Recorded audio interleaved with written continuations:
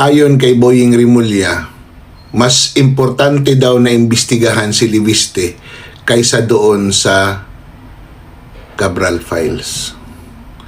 Parang naiiba na no? Ibang-iba na yung hugis ng flood control project ngayon. Parang lumalabas na itong si Rimulya ay abogado ng mga Marcos at Romualdez at yung iba pang mga sangkot sa flood control. Alam niyo kung talagang totohanan lang ng totohanan, makukuha yan nila si Saldico Di ba? Tapos, dapat imbestigahan si Pangandaman. Sino ang mga nireleasean niya? Sino nag-request ng release? Di ba? Si Executive Secretary, former Executive Secretary Bersamin, di ba?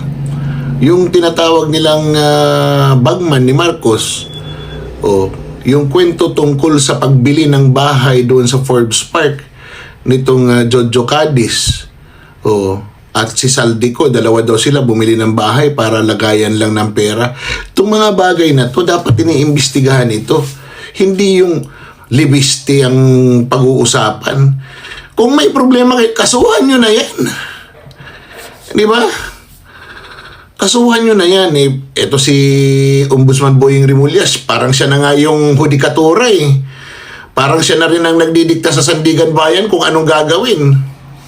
Pati yung pag-issue ng warrant, siya na rin.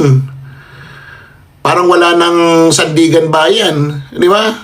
Alam nyo, there are a lot of things to know. Marami tayong dapat malaman pa sa mga proseso ng pag-file ng kaso at investigasyon. Pero one thing is clear. Isa yung klaro.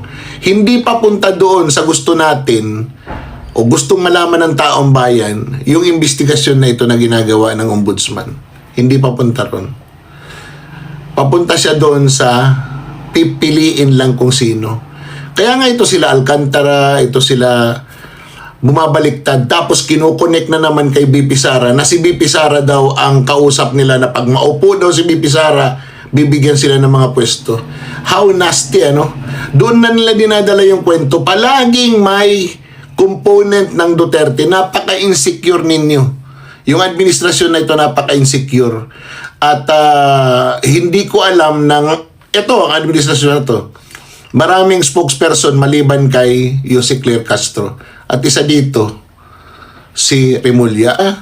Anything he says, it's always in favor of Marcos administration. Kahit na dapat magpapakita siya ng impartiality dahil nga siya yung ombudsman.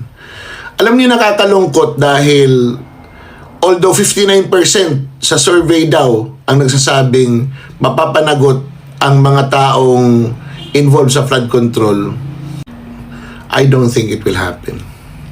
It is a public perception pero I don't think in reality it would happen. Diba? It will go to the usual suspects. Babagsak pa rin yan doon sa mga kontraktor at mga taga-DPWH and never doon sa mga proponent at doon sa mga nag-insert ng malalaking pera na yan na nakakuha ng kickback pagkatapos nilang maisingit di ba? In this administration, sa administrasyon ni Marcos, we can never exact justice. Talagang ako, dinidiin ko, it would take another president. It would take another administration to be able to get the reality, the real story, the approximation of what happened.